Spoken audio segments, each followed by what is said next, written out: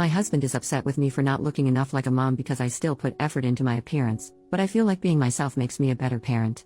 My husband Dan, 32M, and I, 31F, have been married for 3 years and 8 months ago welcomed our amazing son into the world. He was very planned and wanted, and motherhood had been transformative for me.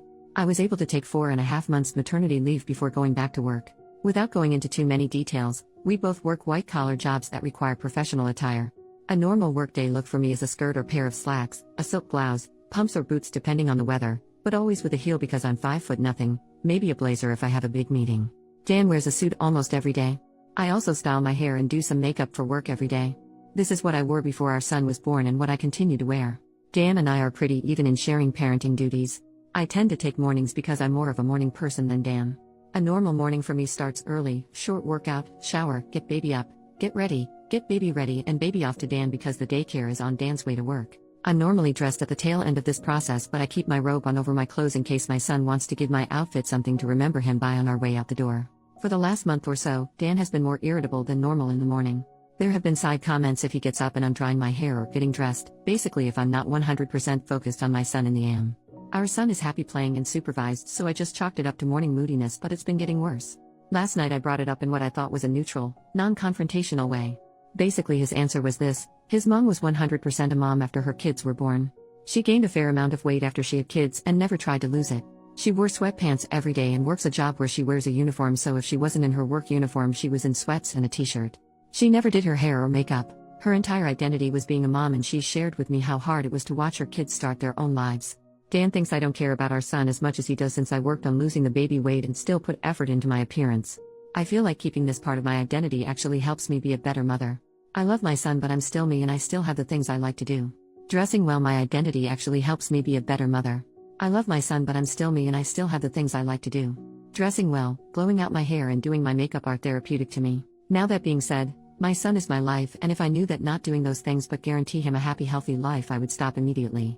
I told Dan that my son and I have our morning routine and he gets lots of time and attention before I go to the office. Dan said he wasn't looking to fight, but he just wanted me to think about my priorities and my time management. Is it normal for new moms to totally sacrifice all the things you like to do? Is this a sign of something deeper I need to address with my husband? Update: 10 days later. I had no idea my post would get so much attention. There was a lot of really solid advice, and one creepy private message warning me that by dressing in business attire and wearing lipstick and heel I was being overly intimate around my child and that would turn my son into a serial killer. Stay gold, Reddit. A couple of clarifying points. 1. My mother-in-law did work when my husband was growing up. She just did not have an office job. She works in a medical field and wears scrubs every day. When she's not in scrubs, she's in sweatpants. Seriously. For our wedding, his family started a pool about whether or not she would wear sweats to the wedding. 2. I did not suddenly get hot after my son was born. I was slightly overweight before my son was born and I'm back to my pre-baby slightly overweight shape. Now the update: Dan and I went out without our son so we could talk. I told him that I was confused by his comment and I wanted to talk about it. I asked him if he could name specific things about the morning routine that made him feel as though our son was neglected. I offered to switch shifts, so to speak, if he thought our son should have more morning parent time. To make a long and confusing conversation short, Dan's confused by the fact that I got over my postpartum depression and am back to normal now. For some context, my PPD never made me question whether or not I loved my son or made me feel like we never should have had him. My PPD made me feel like I was constantly failing my son, that I wasn't good enough to be his mom and that he deserved better. There were a few times I broke down and started crying and would tell Dan that he was so much better at being a parent than I was and that our son didn't deserve to have a crappy mom like me. Luckily, I have an amazing DR who recognized that this wasn't just baby blues and helped me get the help I needed. It could have been much worse. Basically, Dan only felt like a good parent when I was failing and telling him that I was terrible at it. Now that I'm doing better, he no longer feels like a good dad. It's crappy, but we're starting couple counseling. I'm continuing with the counseling I started for my PPD, and Dan's going to see someone too.